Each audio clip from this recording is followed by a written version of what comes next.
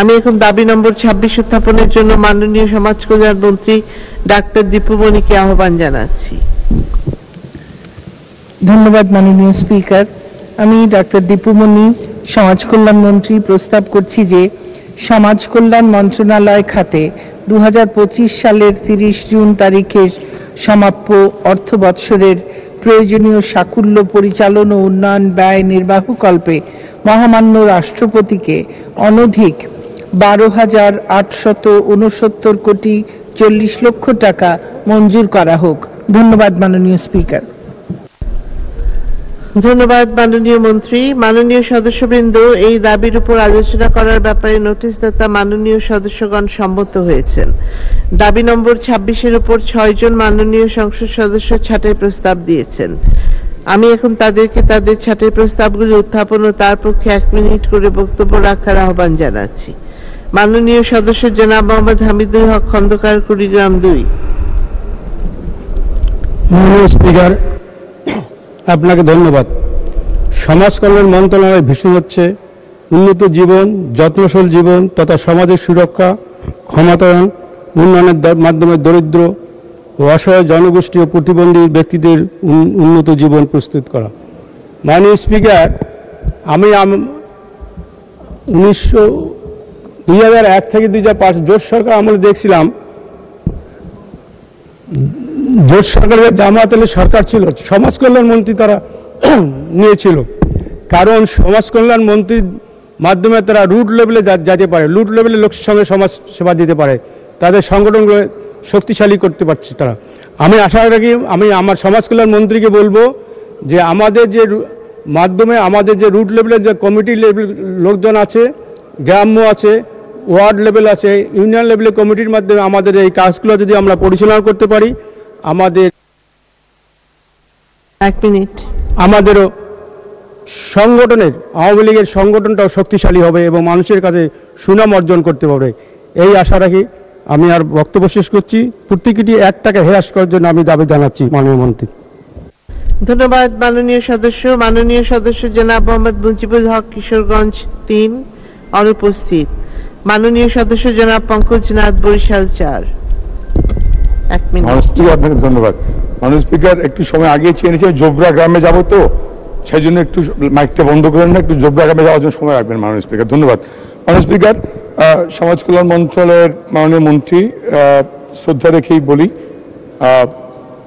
আমি গ্রামে, আমার কনস্টিটুয়েন্সি হিজলা মেহেন্দিগঞ্জ নদীর পাড়ের মানুষ, জেলে একেবারেই গরিব প্রান্তিক অসহায় মানুষ।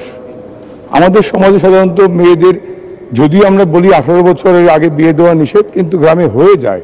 ধরেও নেই 18 বছরের বিয়ে বা 20 বছরের বিয়ে, 22, 23, 24, 25 বছরে একটি সন্তান হলো, কোল আলো করে সন্তান হলো।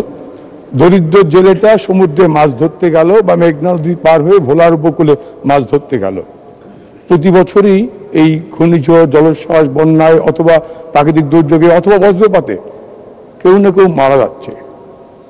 ঘরে বাচ্চা শিশু 1.5-2 বছরের যুবতী, 2 মিনিট। একটা বন্ধ করেন, একটু বলি, একটু বলতে দেন, বন্ধ করেন। কাজেই মারা গেল। অথবা ওরকম আরেকটি যুবক মালয়েশিয়া, সিঙ্গাপুর, মধ্যপ্রাচ্যে কাজ করতে গেল, বা ঢাকার টঙ্গী বা খুলনায় আসলো জুট মিলে কাজ করতে। হয় আরেকটা বিয়ে করলে আগের বউকে, স্বামী সন্তানকে ছেড়ে দিল, খোঁজ নেই, ভরণ পোষণ দেয় না, অথবা তিনি মারা গেলেন। এই যে অকাল বিধবা যুবতী কন্যা, আমাদের মেয়ে, আমাদের বোন, তার কথা কেউ কি আমরা ভেবেছি বঙ্গবন্ধু কোন জননেত্রী শেখ হাসিনা ছাড়া? 65 বছরের বৃদ্ধ বাবা, 63 বছরের বৃদ্ধা মা, ছেলেরা বিয়ে করে ভিন্ন হয়ে যায়, মেয়েরা বিয়ে দিলে শ্বশুর বাড়ি চলে যায়। সারা জীবনের সঞ্চয় দিয়ে মেয়ে বিয়ে দিলাম, ছেলেকে মানুষ করলাম, অসহায় বৃদ্ধ পিতামাতার খবর কেউ রাখতে পারি না, রাখি না। সেই অসহায় বৃদ্ধ বাবা মার কথা জননেত্রী শেখ হাসিনা ছাড়া কেউ ভাবেনি। মাননীয় স্পিকার, দায়িত্ব নিয়ে শুধু কঠিন কঠোর দেশ শাসন না, ওই অবহেলিত মানুষগুলোর বৃদ্ধ বাবা মার জন্যে, তার সম্মানটুকু জাগিয়ে রাখবার জন্যে, অকাল বিধবা মেয়েটার জন্যে ভাতাটুকু জননেত্রী শেখ হাসিনাই তুলে দেন। এর আগে জিয়া, এরশাদ, খালেদা জিয়া, ফখরুদ্দিন, মঈনুদ্দিনরা ক্ষমতায় থাকার পরেও কেউ ওই বয়স্ক ভাতা, বিধবা ভাতা দিতে পারেনি। এটি হচ্ছেন জননেত্রী শেখ হাসিনা, বঙ্গবন্ধু কন্যা। বঙ্গবন্ধু বলেছিলেন, বাংলার মানুষের ভালোবাসা কাঙাল আমি, সব হারাতে পারি, বাঙালির ভালোবাসা হারাতে পারবো না। বঙ্গবন্ধু কন্যাও বাবা, মা, ভাই, আত্মীয় পরিজন সব হারিয়ে 1 মিনিট শেষ করুন। বঙ্গবন্ধুর মতোই বাংলার মানুষকে ভালোবেসেছেন, মানুষের কল্যাণে কাজ করে যাচ্ছেন। আমি ধন্যবাদ জানাই মাননীয় প্রধানমন্ত্রীকে। মাননীয় স্পিকার, জোবরাগ্রামে যাব এই কারণে, এর গান আছে, শিল্পীর নাম ভুলে গেছি, তুমি কি সেই আগের মতোই আছো না অনেকখানি বদলে গেছো। বিখ্যাত জোবরাগ্রাম, মাননীয় বিজয়ের উপনেতা এখানে আছেন ব্যারিস্টার আনিসুল ইসলাম মাহমুদ, তার কনস্টিটুয়েন্সি জোবরাগ্রাম কি আগের মতোই আছে না বদলে গেছে? যেইখান থেকে এই সমাজ কল্যাণ থেকে রেজিস্ট্রেশন নিয়ে বা মাইক্রো ক্রেডিটের লোন নিয়ে ইউনূস সাহেবের যাত্রা শুরু করলেন, বা গ্রামীণ ব্যাংক, সেখানেও পেইড আপ ক্যাপিটাল বাংলাদেশ গভর্নমেন্টের 60%, 1,80,00,000 টাকা, 3 কোটি টাকার পেইড আপ ক্যাপিটালে 1,80,00,000 টাকা বাংলাদেশ থেকে, সরকারের থেকে দেওয়া।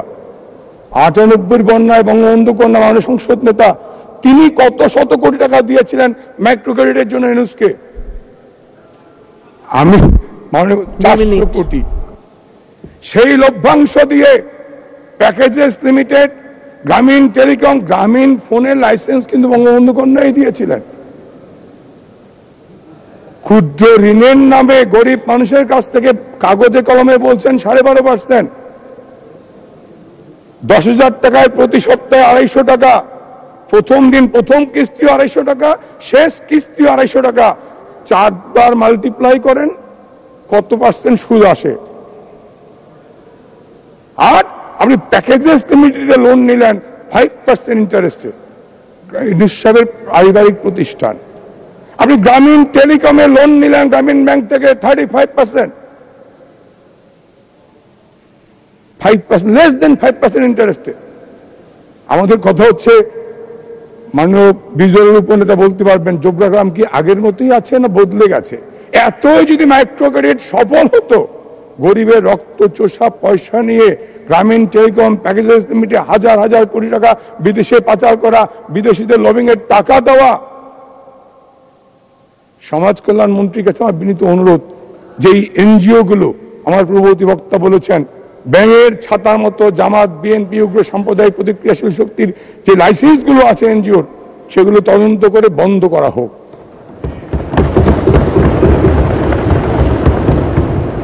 মুজাহিদ সাহেব যখন মন্ত্রী, তখন ব্যাঙের ছাতার মতো জামাত, বিএনপি প্রতিক্রিয়াশীল শক্তিকে লাইসেন্স দেওয়া হয়েছে। দয়া করে সেগুলো খুঁজে নিয়ে বন্ধ করেন। ঢাকার মোহাম্মদপুরে, সাততারায়, মিরপুরের সামনে বড় বড় বিল্ডিং, গুলশান ইউনিভার্সিটি, গ্রামীণ মানুষের সন্তানের জন্য কোন এনজিও কি বিল্ডিং ইউনিভার্সিটি করেছে কুড়িগ্রামে, অথবা সেই নাটোরে, নওগাঁ, অথবা মেদিনীগঞ্জে, বরিশালের? কোন বড় ইউনিভার্সিটি ভোলার চরে, চরপেশন, মনপুরায় একটা ইউনিভার্সিটি করতে যায় নাই, করতে যায় নাই। আমি জানি না কার বিরাট বাজন হব, মোমো নামে বিশাল এক কি বলে মমইন না মন্ত্রী, মমইন হেলিকপ্টার, TMSS এর সব কিন্তু মাইক্রো ক্রেডিটের লভ্যাংশের টাকা। এইভাবে গরিব মানুষের রক্ত চষা পয়সা যেন কারো কারো বিশেষ ব্যক্তির ব্যক্তিগত কোষাগারে জমা না হয়, মানুষ যেন সেই লভ্যাংশের সুযোগ পায়, গরিব মানুষ যেন পায়। আমরা শুধু জোবরা না, বাংলাদেশটাকে জননেত্রী শেখ হাসিনা পাল্টে দিয়েছেন সামাজিক নিরাপত্তা বেষ্টনীর মাধ্যমে, ভাতা দিয়ে, বই দিয়ে, ভিজিডি দিয়ে, ভিজিএফ দিয়ে। আমি শেষ করছি এই কারণে, মাননীয় স্পিকার, মাননীয় সমাজ কল্যাণ মন্ত্রী, তিনি দক্ষ, বিচক্ষণ, শিক্ষিত মানুষ, উদার গণতান্ত্রিক রাজনীতির পক্ষের মানুষ বলে আমরা জানি। অনুরোধ করব, দয়া করে এই মাইক্রো ক্রেডিটের নামে রক্ত শোষণ, গরিবের রক্ত শোষণ করা বন্ধ করেন। ইউনূসের ওই গ্রামীণ মোট ধন্যবাদ। ধন্যবাদ মাননীয় সদস্য। মাননীয় সদস্য জনাব হাফিজউদ্দিন আহমেদ, ঠাকুরগাঁ 3। মাননীয় স্পিকার, সমাজ কল্যাণ মন্ত্রণালয় এমন একটি মন্ত্রণালয় যে মন্ত্রণালয়ের মাধ্যমে আমাদের গ্রামীণ যারা হত দরিদ্র তাদের সহায়তা করবেন স্পিকার। এই সমাজ কল্যাণ মন্ত্রণালয়ের মাধ্যমে বিধবা ভাতা, বয়স্ক ভাতা, প্রতিবন্ধী ভাতা, যত রকমের ভাতা সব এই মন্ত্রণালয়ের মাধ্যমে দেওয়া হয় স্পিকার। মাদ্রাসাগুলো ক্যাপিটেশন গ্র্যান্ট হতে আরম্ভ করে ভিজিডি, ভিজিএফ সব এই সমাজ কল্যাণ মন্ত্রণালয়ের মাধ্যমে দেওয়া হয়।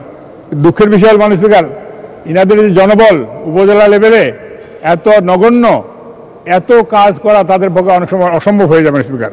তাদের অফিস ঘরগুলো যদি দেখেন মনে হয় যেটা মানে যেরকম যেই সব লোকের সেবা করেন তাদের অফিসগুলো সেই অবস্থা, দুরবস্থা। তাদের ভালো একটা বিল্ডিং নাই, ভালো একটা ঘর নাই, টিনের চালা, 5 ইঞ্চি ওয়াল বা 10 ইঞ্চি ওয়াল দিয়ে সেই ঘরে তারা অফিস করবেন স্পিকার। জনবল অত্যন্ত কম।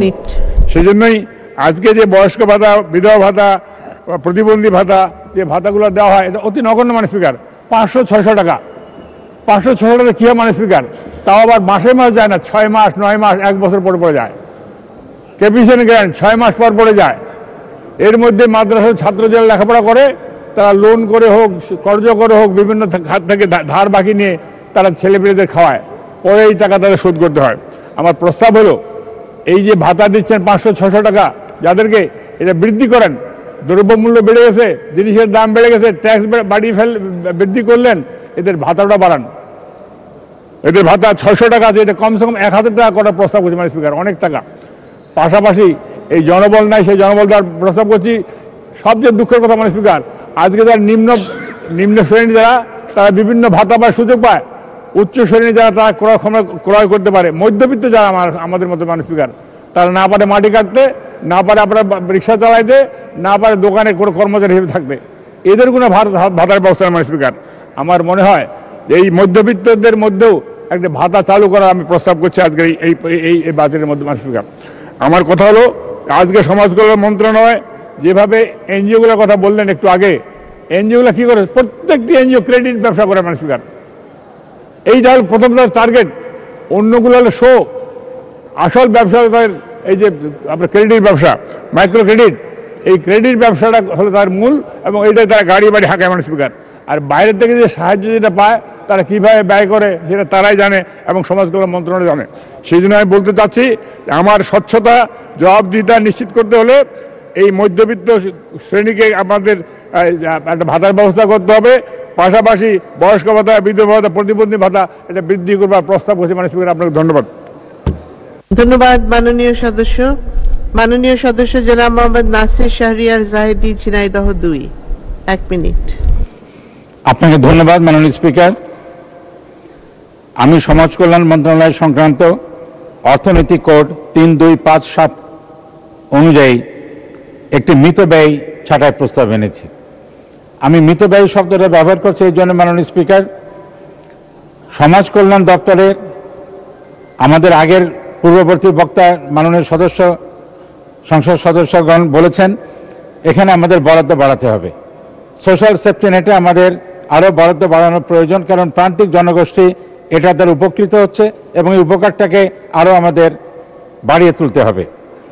তো সেখানে একনেকে মাননীয় প্রধানমন্ত্রীর একটা নির্দেশনা ছিল যে পেশাগত বা বাইরের এক্সটার্নাল কনসালটেন্টের উপরে খরচ কমিয়ে আমাদের নিজস্ব কর্মকর্তাবৃন্দের দক্ষতা এবং পেশাগত দক্ষতা বাড়াতে হবে।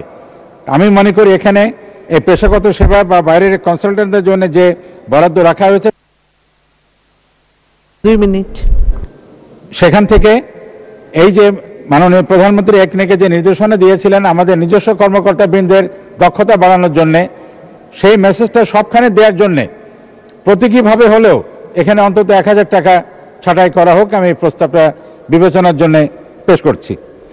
এখানে আরেকটি কথা আমি উল্লেখ করতে চাই মাননীয় আপনার মাধ্যমে মাননীয় সমাজ কল্যাণ মন্ত্রী দৃষ্টি আকর্ষণ করে, 27শে ডিসেম্বর 2022 সালে জাতীয় সমাজ কল্যাণ পরিষদ নামে মন্ত্রণালয় থেকে প্রতি জেলা থেকে একজন করে সমাজ কল্যাণ কর্মীকে অন্তর্ভুক্ত করে একটা পরিষদ গঠন করা হয়েছিল।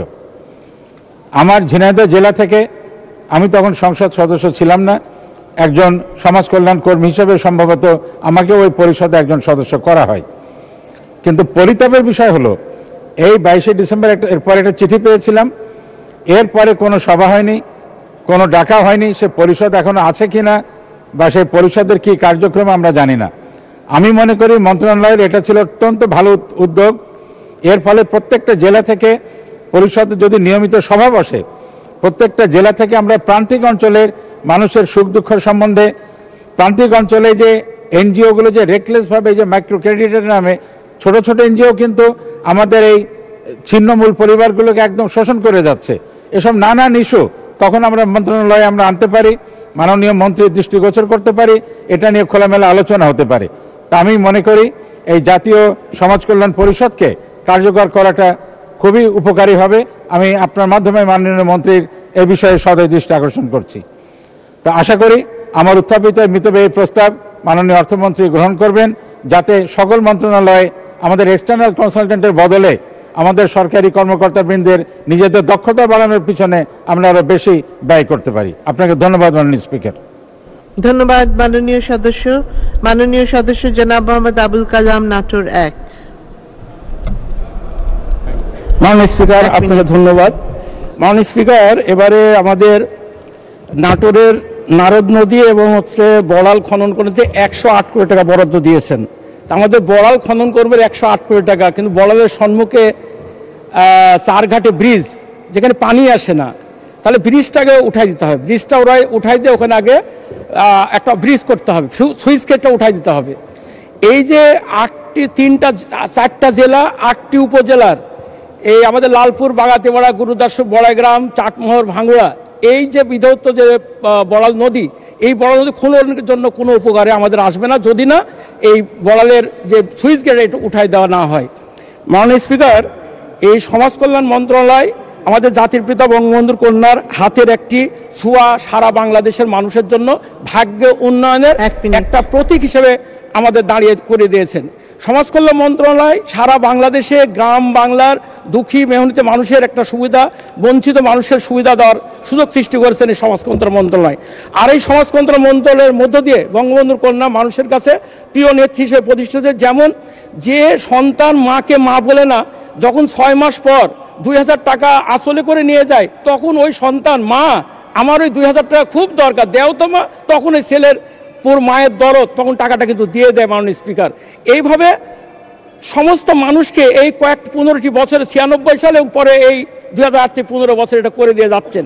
বিশেষ করে 14-18 সময়টাগুলো সুন্দর হয়েছে, এখন তার পরিধি বাড়ে নাই। আমি এই ছাঁটাই প্রস্তাবে তার লক্ষ্য উদ্দেশ্য হচ্ছে, আমি তুলিনি তো, আমার প্রস্তাব তুলিনি তো বাধ্য আমি, কিন্তু আমি চাই যে এই যে অনলাইন করার কারণে, আগে যেমন আমি দেখেছি এমপি ছিলাম 14-18-তে, তখন বিভিন্ন হাটে বাজারে ইউনিয়ন পরিষদে ঢাকঢোল পিটানো হতো, মাইকিং হতো এবং জমায়েত হতো। সেখানে সরকারের মানে নির্বাহী কর্মকর্তা, সমাজসেবা অফিসার সহ ওখানে যেত, তারা দেখতো, যাদের মধ্যে পরীক্ষা নিরীক্ষা করে যাদের পাওয়ার হকদার তাদেরকে দিত। কিন্তু অনলাইন করার কারণে সাধারণ মানুষ, যারা গরিব মানুষ, ভিক্ষা করে খায়, যাদের বাবা মা তাকে পরিত্যক্ত করেছে, যারা রাস্তায় পড়ে থাকে, তারা তো ওই 200 টাকা 100 টাকা দিয়ে ইউনিয়ন পরিষদে যায়, ওই অনলাইন করার তাদের অনেক ক্ষেত্রে পারে না। তা আমি 2টা অপশন বলবো মাননীয় মন্ত্রী মহোদয়কে, অনলাইনটা হোক, কিন্তু পাশাপাশি হবে একটা এলাকায় ইউনিয়ন ভিত্তিতে ঢোল শহরত করা হোক, এবং ঢোল শহরত করার মধ্য দিয়ে যাতে মানুষ বুঝতে পারে, গরিব মানুষ বুঝতে পারে আমাদের এই স্বামী পরিত্যক্ত বিধবা ভাষা, বয়স্ক ভাষা এবং প্রতিবন্ধী ভাতা, এগুলো তারা পাবে, এগুলো তারা জানতে পারে। না জানার কারণে হচ্ছে কি, কিছু দুষ্ট লোকেরা এই 2000-3000 টাকা নিয়ে ওদের নামটা অনলাইন করে দিচ্ছে, এবং ওরা কিভাবে যেন ওই মোবাইলের নাম্বারও ওরা উল্টাপাল্টা করে দেয়, এই করে দিয়ে ওরা কিভাবে করে নিয়ে যাচ্ছে। এর মধ্যে আমাদের নির্বাচন এলাকায় একটা ঘটনা ঘটলো, তাকে এই মাঝে 8000 টাকা পেয়েছে, 8000 টাকা পেয়েছে হচ্ছে 12,000 টাকা সন্তান ভাতা। একজন টেলিফোন করে বলছে যে আপনার তো ভাতা আসছে, আপনার কোড নাম্বারটা বলেন। ওই নাম্বারটা বলাও সারা সঙ্গে সঙ্গে ও টাকা নিয়ে চলে গেছে।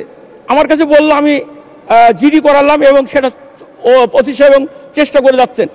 আমি চাই যে এই সমাজ কল্যাণ মন্ত্রণালয়ের মধ্য দিয়ে সারা বাংলাদেশের যে উপকরণ সৃষ্টি হয়েছে, এবং আমাদের জননেত্রী শেখ হাসিনার সুনাম, এবং তারা সবাই জানে, যখন ব্যাংকে আসে অফিসে তারা জানে এটা শেখ হাসিনার প্রোগ্রাম। এই শেখ হাসিনার প্রোগ্রাম মানে হচ্ছে কি, আজকে বাংলাদেশে আওয়ামী লীগকে এগিয়ে নিয়ে যাচ্ছে। এই ধারাকে অব্যাহতের সত্ত্বে আমি আরও বাজেট বাড়ানোর জন্য বলবো, তার পরিধি বাড়ানোর জন্য বলবো, এবং এই জন্য আমার এই ছাঁটাই প্রস্তাব আমি প্রত্যাহার করে নিচ্ছি। মাননীয় স্পিকার, আপনাকে ধন্যবাদ। ধন্যবাদ মাননীয় সদস্য। আমি এখন মাননীয় সমাজ কল্যাণ মন্ত্রীকে ছাঁটাই প্রস্তাবগুলোর উপর তার বক্তব্য রাখার আহ্বান জানাচ্ছি। ধন্যবাদ মাননীয় স্পিকার। আমি যারা ছাঁটাই প্রস্তাব কিংবা মিতব্যয়ী প্রস্তাব উত্থাপন করেছেন সেই সম্মানিত সদস্যদেরকে আমার ধন্যবাদ জানাই। সমাজ কল্যাণ মন্ত্রণালয় সমাজের সুবিধাবঞ্চিত প্রান্তিক জনগোষ্ঠীর যে অন্তর্ভুক্তিমূলক এবং টেকসই উন্নয়ন নিশ্চিতে একটা জীবন চক্রভিত্তিক বিভিন্ন কর্মসূচি বাস্তবায়ন করছে, যার মধ্যে সামাজিক সুরক্ষা ভাতা ও প্রবৃত্তি, প্রতিবন্ধী ব্যক্তির আবাসন ও ভরণ পোষণ সহ শিক্ষা, প্রশিক্ষণ, পুনর্বাসন, সামাজিক ক্ষমতায়নের সুদমুক্ত ক্ষুদ্র ঋণ, দেশের দরিদ্র, দুস্থ, অনগ্রসর ও প্রান্তিক জনগোষ্ঠীকে সামাজিক নিরাপত্তা কর্মসূচির আওতায় বয়স্ক ভাতা, বিধবা ও স্বামী নিগৃহীতা মহিলা ভাতা, প্রতিবন্ধী ভাতা, প্রতিবন্ধী শিক্ষার্থীদের জন্য শিক্ষা উপবৃত্তি, হিজড়া জনগোষ্ঠী, বেদে অনগ্রসর জনগোষ্ঠীর জন্য তাদের জীবনমান উন্নয়নের কর্মসূচি, চা শ্রমিকদের জীবনমান উন্নয়ন কর্মসূচি, ক্যান্সার, কিডনি, লিভার সিরোসিস, স্ট্রোকে প্যারালাইজড, জন্মগত হৃদরোগ এবং থ্যালাসেমিয়া আক্রান্ত রোগীদের আর্থিক সহায়তা কর্মসূচি, শিশু সুরক্ষায় সরকারি শিশু পরিবার, ছোটমণি নিবাস, প্রতিবন্ধী শিশুদের বিদ্যালয়, সমন্বিত দৃষ্টি প্রতিবন্ধী শিক্ষা কার্যক্রম, সরকারি আশ্রয় কেন্দ্র, শিশু উন্নয়ন কেন্দ্র, বিশেষ শিক্ষা কেন্দ্র, সেফ হোম সহ দুস্থ শিশু প্রশিক্ষণ ও পুনর্বাসন কেন্দ্র এবং বেসরকারি এতিমখানা সমূহে ক্যাপিটেশন গ্রান্ট দেয়া হয়। আমাদের মাননীয় সদস্যরা যে প্রস্তাবগুলো রেখেছেন, প্রথমে আমাদের সদস্য জনাব হামিদুর খন্দকার সাহেব যে বলেছেন যে তৃণমূলে আমাদের যারা সংগঠনের সদস্য রয়েছেন, নেতাকর্মী রয়েছেন, তাদের মাধ্যমে যদি আমরা এই সামাজিক কর্মসূচিগুলো তৃণমূল পর্যায়ে করি তাহলে সেটি ভালো হয়। আমাদের এই কর্মসূচিগুলোর সঙ্গে একেবারে তৃণমূল পর্যায়ে আমাদের যারা স্থানীয় জনপ্রতিনিধি রয়েছেন, বিভিন্ন পর্যায়ে যারা গণ্যমান্য ব্যক্তি রয়েছেন, সকলেই কোনো না কোনোভাবে যুক্ত থাকেন। কাজেই সেই ক্ষেত্রে আমাদের কিন্তু তৃণমূল পর্যায়ের যারা নেতাকর্মী রয়েছেন তারাও বিভিন্নভাবে যুক্ত থাকেন। জনাব পঙ্কজ দেবনাথ তিনি এই যে অত্যন্ত সত্যি কথাটি যেটি বলেছেন যে আমাদের এই যারা বিধবা, যারা স্বামী নিগৃহীতা, যারা দুস্থ, অসহায়, যারা বৃদ্ধ মানুষ, যাদেরকে দেখবার কেউ ছিল না, এই বয়স্ক বাবা মা, তাদের দেখার জন্যে, এবং যারা পিছিয়ে পড়া অনগ্রসর জনগোষ্ঠী, এর মধ্যে নানান সম্প্রদায়ের মানুষ আছে, যারা প্রান্তিক মানুষ, কেউ তার পেশা বৃত্তির কারণে প্রান্তিক, কেউ অর্থনৈতিক কারণে প্রান্তিক, কেউ তার বিভিন্ন ধর্মীয় সম্প্রদায়গত কারণে প্রান্তিক, কেউ ভৌগোলিক কারণে প্রান্তিক। এই বিভিন্ন প্রান্তিক মানুষকে সমাজের মূলধারায় নিয়ে আসার জন্য যে অন্তর্ভুক্তিমূলক উন্নয়ন বঙ্গবন্ধু কন্যা এই গত 15টি বছরে একাধিক্রমে চালিয়ে যাচ্ছেন এবং এর আগেও 96 থেকে 2001 তিনি করেছেন, এটি সারা বিশ্বে উদাহরণ সৃষ্টি করবার মতো। এবং এই মানুষগুলো আজকে তারা বিশ্বাস করে যে শেখ হাসিনার সরকার তাদের পাশে আছেন। যে মানুষটির কেউ খোঁজ রাখতেন না, আপনারাই বলেছেন কিভাবে তারা অবহেলিত মানুষ ছিল, সেই অবহেলিত মানুষটির আজকে পরিবারে, সমাজে তার একটা পরিচয়, তার একটা সম্মান, তার একটা মর্যাদার জায়গা তৈরি হয়েছে। এই যে ভাতাগুলো দেয়া হয়, হ্যাঁ, এই ভাতাগুলোর পরিমাণ অনেক বড় নয়। এই ভাতাগুলো কিন্তু দেয়া যে হয় সেটি তার সমস্ত খরচ সবকিছু মিটাবে সেই উদ্দেশ্যেও কিন্তু দেয়া হয় না।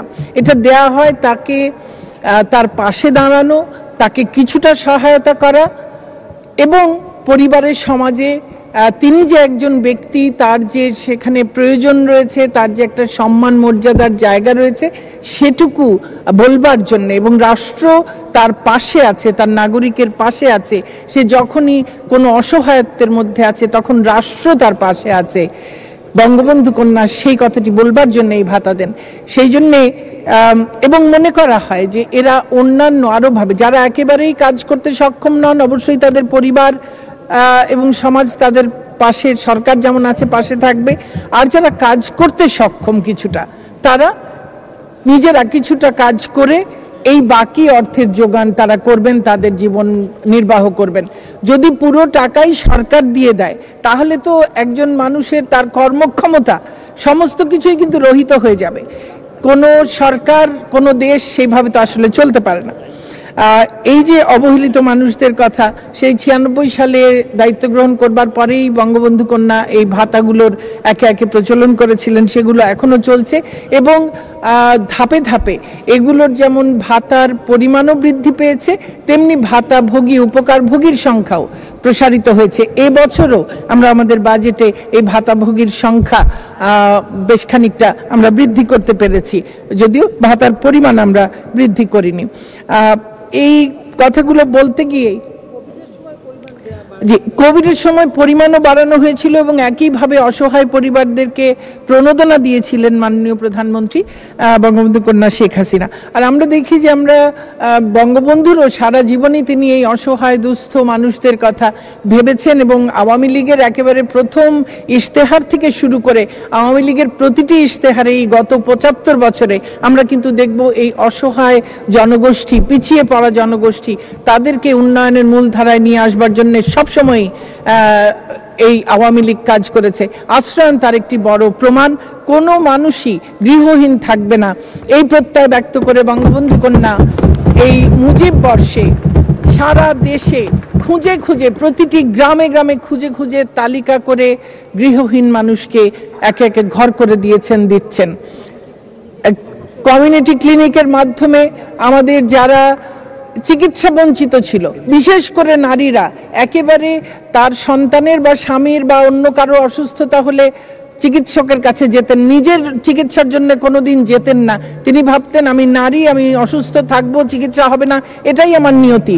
আজকে কিন্তু সেই জায়গা থেকে বাংলাদেশের যে উত্তরণ ঘটেছে, যে একজন নারী শিশু কোলে নিয়ে কারো জন্য অপেক্ষা না করেই বাড়ির পাশে কমিউনিটি ক্লিনিকে চলে যেতে পারছে এবং বিনামূল্যে 30 রকমের ঔষধ সে পাচ্ছে, যে কারণে আজকে শিশু মৃত্যুর হার কমেছে, মাতৃমৃত্যুর হার কমেছে। আজকে এই community clinic Sheikh Hasina initiative হিসেবে জাতিসংঘ কর্তৃক স্বীকৃতি পেয়েছে, যেটি আমাদের জন্য অত্যন্ত গৌরবজনক। এইরকম ভাবে প্রতিটি একেবারে যারা পিছিয়ে পড়া জনগোষ্ঠী, সেটি বেদে হোক, হিজড়া হোক, আমাদের যারা ঋষি সম্প্রদায় এরকম এবং কুষ্ঠ রোগী সহ যার যেখানে প্রয়োজন আছে, দলিত শ্রেণী যারা আছেন, বঙ্গবন্ধু কন্যা খুঁজে খুঁজে সেই সম্প্রদায়গুলোকে নিয়ে কাজ করছেন। আমাদের সমাজ কল্যাণ মন্ত্রণালয় থেকে যেসব পেশা বৃত্তি একেবারে হারিয়ে যাচ্ছে, যারা বাঁশ বেতের কাজ করছে, যারা পিতল কাঁসা সেগুলোর কাজ করছে, এই রকমের বহু বৃত্তির মানুষ, যারা জুতো সেলাই করেন, কামার কুমোর, যারা এখন একেবারে সত্যি প্রান্তিক হয়ে গেছেন বিভিন্ন রকম আমাদের শিল্পায়নের কারণে, আমাদের অন্যান্য অনেক বেশি বিলাসদ্রব্য এখন পাওয়ার সহজলভ্য হওয়ার কারণে সেই পেশাজীবীদেরকে আমরা প্রকল্প করে তাদেরকে অন্তর্ভুক্ত করে তাদেরকে প্রশিক্ষণ দেয়া, তাদেরকে যারা অন্য পেশায় চলে যেতে চান তাদেরকে সেখানে প্রশিক্ষণ দেয়া, যারা নিজ পেশায় আরো উন্নত করতে চান, সেখানে আরো ভালো করতে চান, ভালো করে ব্যবসা করতে চান, তার জন্য সহযোগিতা করা, নানানভাবে এই কর্মসূচিগুলো আমরা চালিয়ে যাচ্ছি। এখানে একটি কথা বলেছেন জনাব পঙ্কজ দেবনাথ, আমি গ্রামীণ ব্যাংক নিয়ে কোনো কথা বলতে চাই না, আমি শুধু বলতে চাই যে গ্রামীণ ব্যাংক কিন্তু আমাদের সমাজ কল্যাণের লাইসেন্সধারী কোনো প্রতিষ্ঠান নয়, এটি আইন দ্বারা প্রতিষ্ঠিত একটি সরকারের একটি প্রতিষ্ঠান। ক্ষুদ্র ঋণ দেবার জন্যই যে প্রতিষ্ঠানটি তৈরি হয়েছিল, এটি কোনো এনজিও কিংবা কোনো স্বেচ্ছাসেবী প্রতিষ্ঠান কিংবা কোনো ব্যক্তি উদ্যোগে প্রতিষ্ঠিত বেসরকারি কোনো প্রতিষ্ঠান নয়। যেভাবে এটাকে বিশ্বে পরিচয় দেয়া হয় সেই পরিচয়টি সঠিক নয়। এটি একটি স্ট্যাটিউটারি বডি, আইন দ্বারা তৈরি একটি প্রতিষ্ঠান। জি, জেনারেল এরশাদ সাহেবের সময়ে এটি আইন করে 83 সালে, জি 1983 সালে তৈরি হয়েছিল এবং এটি শুধুমাত্র এই ক্ষুদ্র ঋণ করবার জন্য দেবার জন্য এটি তৈরি হয়েছিল, যদিও এরপরে এটি নানান রকম ব্যবসায় প্রসারিত করেছে তার চার্টারের বাইরেই গিয়ে। এনজিওদের লাইসেন্স তদন্ত করে দেখে বন্ধ করার কথা বলা হয়েছে।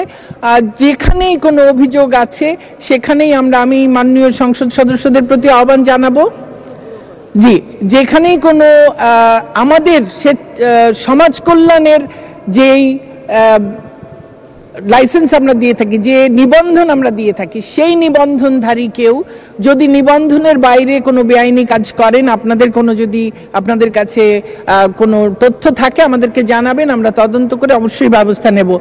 এনজিও গুলো কিন্তু দেখে এনজিও ব্যুরো, এবং যারা এনজিও বলতে যারা বিদেশি অনুদানও গ্রহণ করেন এবং যারা এনজিও ব্যুরোর নিবন্ধন নেন, সেই এনজিও ব্যুরো কিন্তু সমাজ কল্যাণ মন্ত্রণালয়ের অধীন নয়। ৭৬,০০০-এর বেশি স্বেচ্ছাসেবী প্রতিষ্ঠান সমাজ কল্যাণের নিবন্ধনভুক্ত। আমরা চেষ্টা করছি, কিন্তু আপনাদের সকলের সহযোগিতা প্রয়োজন, যে কোথায় কোন সমাজ কল্যাণের নিবন্ধন নিয়ে কে বসে কোথায় কোন অন্যায় করছে সেটা আপনারা দেখে আমাদেরকে জানালে আমরা ব্যবস্থা নেব। তবে এই যে পাবলিক মানি যেটাই এনজিওর জন্য আসে বা স্বেচ্ছাসেবী প্রতিষ্ঠানের জন্য আসে, এই পাবলিক মানির স্বচ্ছতা জবাবদিহিতা নিশ্চিত করবার যখনই সরকার কোনো উদ্যোগ নিয়েছে, তখনই বিদেশিদের নিয়ে সরকারের ঘাড়ের উপর চড়াও হওয়া হয়েছে, বলা হয়েছে যে পাবলিক স্পেস এই সোশ্যাল সেক্টরের জন্য কমিয়ে দেওয়া হয়েছে। জনবলের কথা বলা হয়েছে, আসলেই আমাদের জনবল কম। 1984 সালে যেখানে 30 জন উপকারভোগীর কে সেবা দিতেন আমাদের একজন, সেখানে আজকে 2024 সালে 1425 জন উপকারভোগীকে একজন সেবা দিয়ে থাকেন। যদিও অনলাইন হবার কারণে, ডিজিটাইজ হবার কারণে অনেক সহজ হয়েছে, কিন্তু তারপরও আমরা মনে করছি যে আমাদের আসলেই জনবলের কিছু স্বল্পতা রয়েছে। আরেকটি বিষয় হলো যে 2026 সাল থেকে নতুন যে NSSS national social security strategy, সেটি যে বাস্তবায়িত হবে, সেখানে 2026 সাল থেকে সমাজ কল্যাণ মন্ত্রণালয় এই স্ট্র্যাটেজির বাস্তবায়নের ক্ষেত্রে লিড মিনিস্ট্রি হিসেবে কাজ করবে। সেটি করবার জন্য সমাজ কল্যাণ মন্ত্রণালয়ের যে কর্মদক্ষতা, যে সক্ষমতা প্রয়োজন, সেটি তৈরি করবার জন্যেও আমাদের জনবল বাড়ানো এবং তাদের দক্ষতা বৃদ্ধি করবার জন্য আমাদের বরাদ্দ আরও কিছুটা বৃদ্ধি করা প্রয়োজন। আমি আশা করি আগামী বাজেটে নিশ্চয়ই সেটি আমরা পাবো।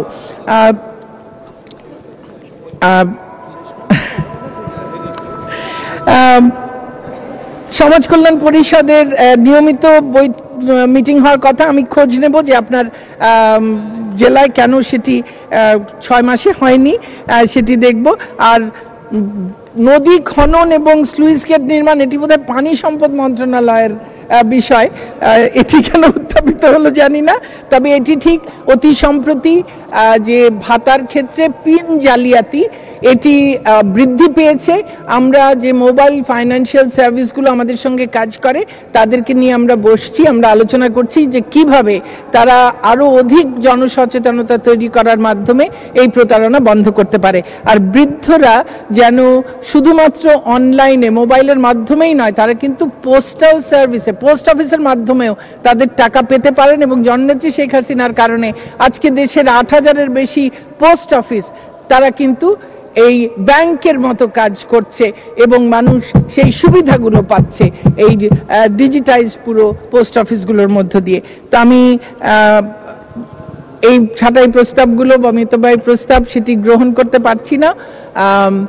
আমাদের যে বরাদ্দের প্রস্তাব করেছি সেটি মঞ্জুর করবার জন্য আমার অনুরোধ, প্রস্তাব পুনর্ব্যক্ত করে আমি আমার বক্তব্য শেষ করছি। জয় বাংলা, জয় বঙ্গবন্ধু, বাংলাদেশ চিরজীবী হোক।